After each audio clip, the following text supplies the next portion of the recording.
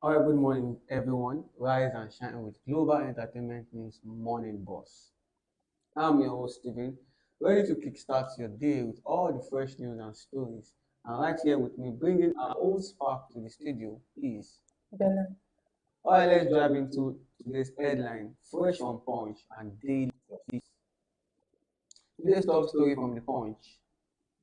Resident seeks IG's help over rising crime on Lagos Ibadan Expressway. Residents of at least 7 communities in Yorubafemi Owode local government area of Ogun State have called on the Inspector General of Police Kayode Egbetekun to urgently intervene in what they describe as a worsening wave of violent crime along the Long Bridge section of Lagos Ibadan Expressway. The community says the area has become a hotspot for armed robber, kidnapping, physical attack targeting road users and nearby residents. Speaking with Punch Metro on Monday, some residents of the area allege the bridge and its surroundings have been taken over by criminal gangs who operate from the overgrown sidewalk and nearby bushland. At one time, those boys had a ladder that they placed on the bridge. They used it to commit crime on the bridge and escape afterwards. This is hardly a day when a wow. I think this is actually very, very wrong, I tell you. Well, I would say that this is a very sad one with the rate of crime that is keep on coming up in Nigeria. That road has become a crime scene. That a motor park around 6 p.m. at night, 6 to 7 p.m. at night. They don't want it to pick up a passenger to stop at that Lagos Ibadan Expressway because it has becoming a very alarming stuff to find to learn that you can't stop for 30 minutes that you're not going to get into being robbed or being kidnapped at that moment. I remember when I bought a car coming down to this Shagam.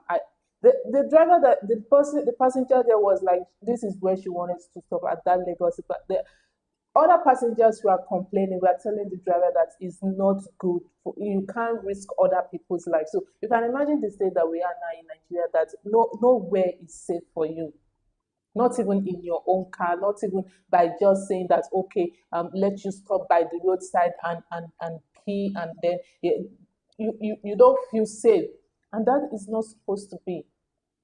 And I think the now that the 7 communities have actually petitioned a complaint again to the Inspector General of Police, I believe with this information that's gone viral now, there should be at least a kind of checkpoint around that area to be able to survey things and then reduce the crime There, rates in the there, there, there society. there used to be checkpoint there at around 6 o'clock, 5 o'clock. There, all the police, the security personnel that is standing by now, they have already closed and they went to their home. There is no overnight checkpoints. It's just that is just it. Well, moving on for our next story on the Punch. Two bag 6 months jail for spraying naira notes in Lagos events. Justice Alexander Owoiye of the Federal High Court in Lagos has sentenced Babatunde Olaitan and Tobiloba Olamide, also known as Tobi Nation, to 6 months in prison, each for tampering with naira notes during a social event. The Economic and Financial Crime Commission secured their conviction on Thursday after arraigning them on separate one-count charge for violating Section 21(1) of the Central Bank Act 2027, which prohibits the spraying of and mutilation of Nigerian currency. The charge against Olaitan stated that one on April 8, 2025, at 23 McDonald Road, Ikoyi, he was seen spraying 200 naira notes while dancing at a social gathering. Olamide was also accused of the same offence at the same venue and date. And I think this is something that the EFCC have actually labeled as one of their main aim and their main Yes. objective in, towards this naira mutilation and everything.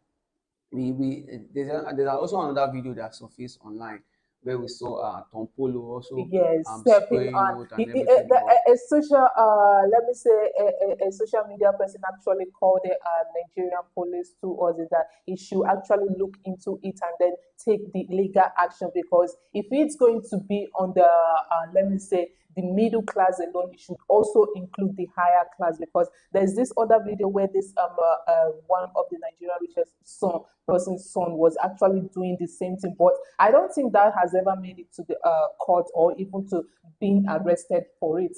If everyone is going to get a justice for this naira spraying and also mutilating it, then it has to be served equally. I think the EFCC have actually had back and forth when it comes to um, judgment over this naira mutilation, because we've seen so many cases whereby other people have done this crime also, but they were actually let go.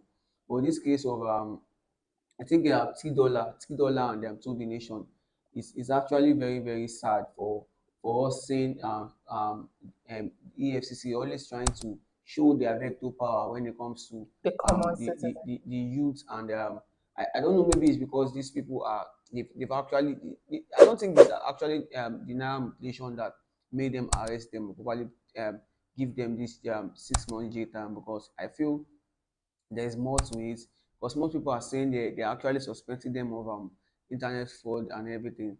But I think this is another way of if the EFCC wants to take this serious, I think it should be implemented to everybody, not this part of individual, and you oversight the other part of individuals. Exactly.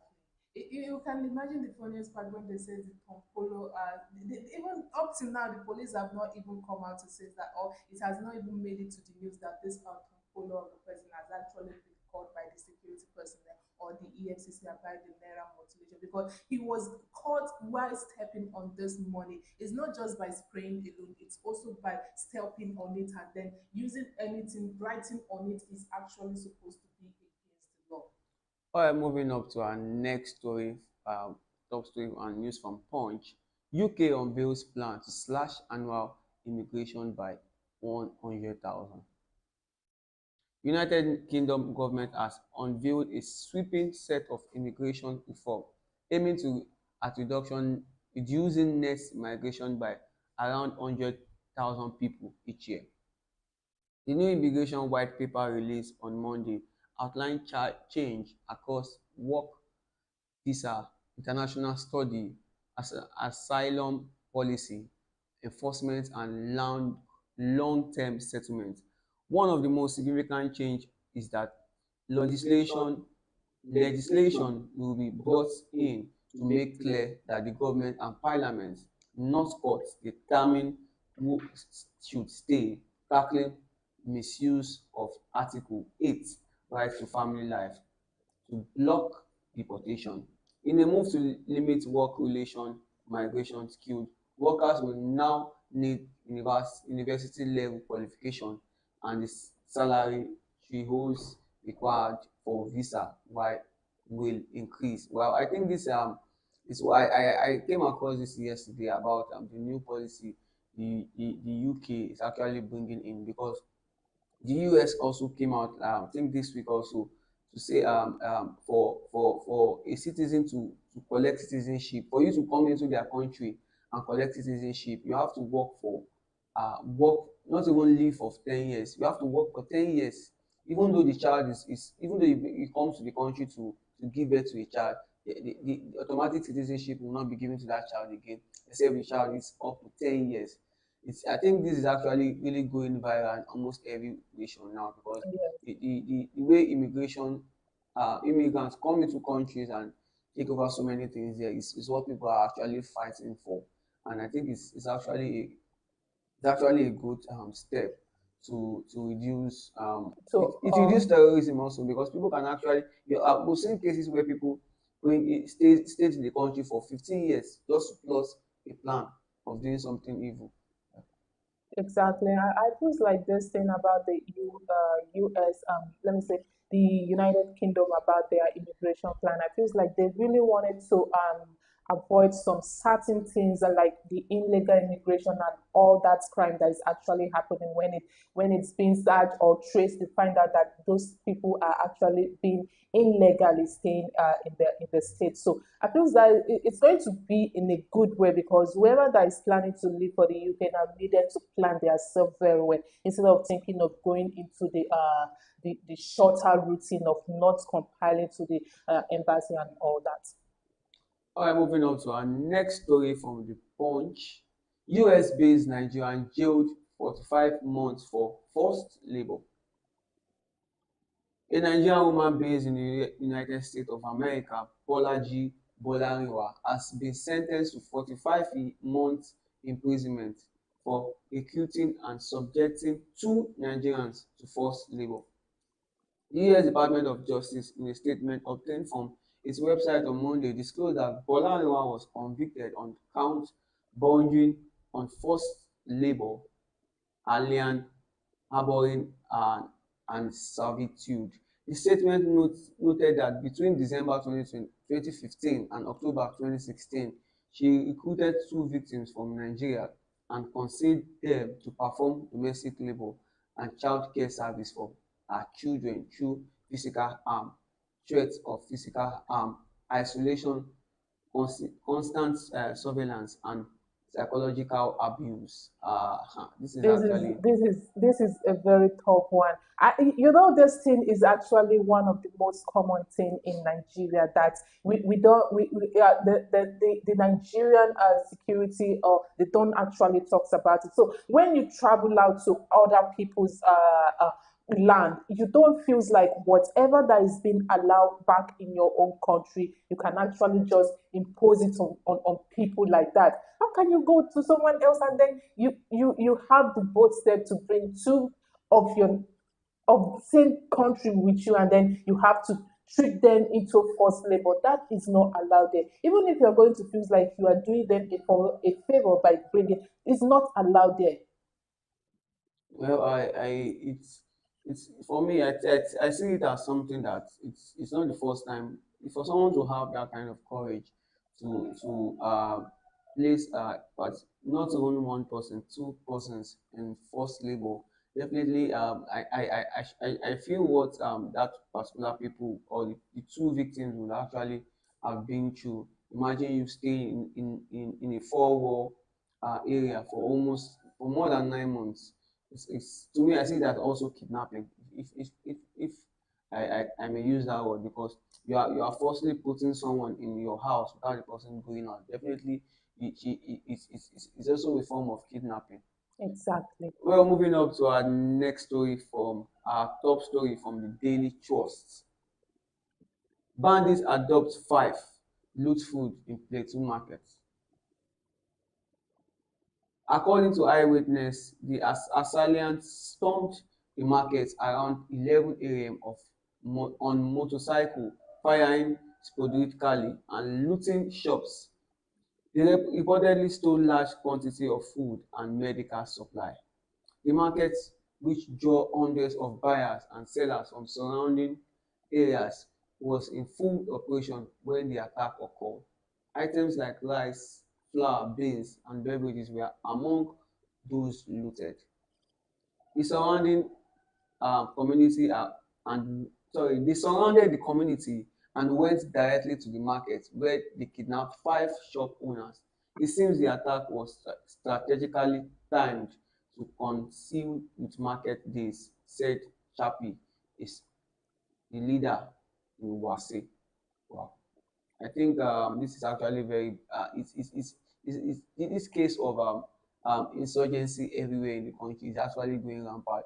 Just imagine bandits also going into markets and kidnapping people and also stealing food. Stealing food. Definitely, they have shortage of food where they are, and And, they and and felt that actually took them a time to actually kidnap those people and then load those enough of food and medical supply. And within those time, there was never an intervention of any security personnel. yeah, if the way I see this is something that we really need to work against very quickly. because the rate at which this insurgency is actually going rampant. We talked about bandits going to farm, killing farmers, doing this, going into villages, burning villages. Now it has now gotten into going into markets where we have a full market going into the place, destroying everywhere, causing riot everywhere, and stealing food also. It's actually very bad, I tell you, because if things continue going up like this, I tell you, we'll have a country whereby we will be scared of even coming out of our houses to do things. Staying in your house is even more dangerous. It's even dangerous. Now talk more of coming out of your houses. You don't even know when and how they are going to strike. Well, you are now living in fear. All right, moving up to our next story. Immorality. Miriam Abacha University shot two students hostel. The management of Miriam Abacha American University of Nigeria, MUAN, has ordered the immediate closure of two female student hostel over alleged immorality. The hostel, Alsa Idabo, located at Otoro and UDB Road in Kano Metropolis. The hostel are privately owned facility approved by the institution of to accommodate students. According to a statement by the Vice President of Campus Life at the private institution, Dr. Hamzat Daba, the school management said the closure was part of its effort to ensure safe, secure, and decent hostel accommodation for students while maintaining zero tolerance policy for any form of immorality among university students. Well, this is a very bad one. I'm going to say, but it's not. I feels like whoever that is actually, it's not supposed to like be that part of it when you know that you are still in in school hostel, and then you still have to indulge into this morality of a thing. You are there to study and then to face your academic and all that, but not to actually be involved to the point that the school have to find out about it and then shutting down two female hostel is really, really disheartening. Right, we are facing a whole lot of things. Like when we say about, let me say, health wise is part of it as well. If you are not concerned about your health, then how far are you going to be concerned about it? So I think this is actually something that happens most and almost in all institutions. It's only when you actually you're actually being caught in a particular act that people really think it's something that happened recently. It happens almost everywhere in all schools. But what we need to understand is that I think the schools need to give seminars on and educate their students on how to live a perfect way in life, because immorality is everywhere, and with the exposure of social media alone sef can give people the kind of impression they don't want to acquire at that particular moment. But it's a bad one, okay, when it comes to learning, and I think it's actually a very good step by the School. authorities to shut it down for a moment, or at least to investigate more of what is really happening there in that Exactly. environment. All right, moving away from the school life, Boko Haram launches attack on another military base in Borno. Suspected Boko Haram terrorists have attacked a Nigerian army base in Mate local government area of Borno State, killing an unspecified number of soldiers. Local and security source confirmed the attack, stating that it occurs around 3 a.m. on Monday at the forward operating base of the 153 Task Force Battalion. So I think this is actually another sad one when it comes to military attack, because we if we keep having military attack, like the highest form of our security in the country is the military base, and if we keep having this kind of attack to our military personnel, I tell you, there's nothing we shouldn't be scared of again. If our military base can be attacked by Boko Haram, I tell you, the insecurity in this country is done for. It's getting out of hand. I must say, because right now it feels like this Boko Haram keep on attacking the military base. Actually, have a purpose to wipe out a lot of number of our military personnel, so that they can actually take out whatever next move they wanted to take. And this is really alarming. If our military is keep losing their life over this insecurity over and over again, then we don't have any trust in our government or leaders to actually protect us. I tell you, because it's and what baffles me is that there are so many leaders that are actually sponsoring these operations, this Boko Haram operation, and the more and I don't actually know what their aim is. If you as a leader, you are sponsoring a terrorist group to kill your own military people, I tell you, there are so many things in plan that we don't know yet, because Because they are receiving some salary from the there are so many things are in plan that we've not sat down to know where this is actually going to, because we will just wake up one day and see these same Boko Haram people walking on the streets freely definitely without nobody doing freely. anything to them. Because if is it our police, our Nigerian police that want to that has the equipment to attack the Boko Haram. If the Boko Haram can freely attack our army base like this, I tell you, so many things are really going on in this country that are really going to happen in this country that we've not foreseen yet. Oh, All right, moving up to our next story.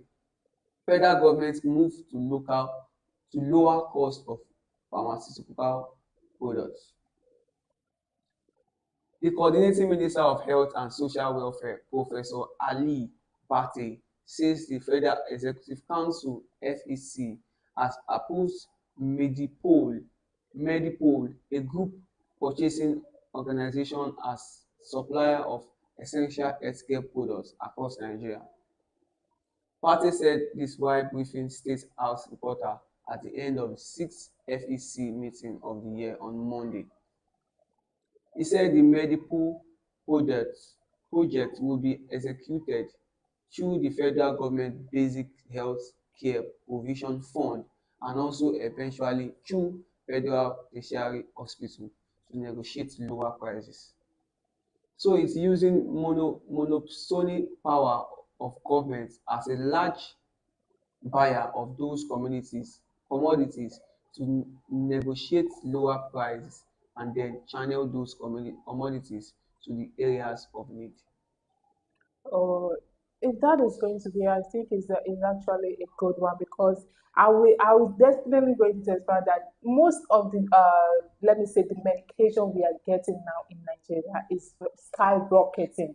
It's quite expensive that most people don't even want to go for it, and then they feel like this local herbal is best for them to now start using, and then some of it will have effects on our body and all that. If this is going to be the good way, then it's actually an approved one. Well, I will always support what is right and what is good. If the federal government feels that through the FEC, they can actually find a means of reducing cost of um, um, Medication. medication and pharmaceutical medications in the country, and I tell you, it's a good step, because we've seen cases whereby people die out of inability to be able to um, cater for simple drugs that can actually give them good health and heal them from a particular disease. And you hear that because we went to the hospital said the cost of this drug is this, and we don't have this. And they just feel reluctant, but they can't sell to you drugs because they are actually giving a particular thing to sell. And if you can't afford it, it's very, very bad. And we need to start cultivating that habit of reducing cost of living and cost of health in the country to reduce cases of Loss and loss all. of lives and everything. Exactly. All right, we also come to the end of today's program. Thank you for joining us on the Breakfast Show today. I've been your host, Stephen. Be sure to join us again tomorrow. Don't forget to like, share, and subscribe on all our social media platforms for more news and updates. Have a blessed day. Thank you for watching.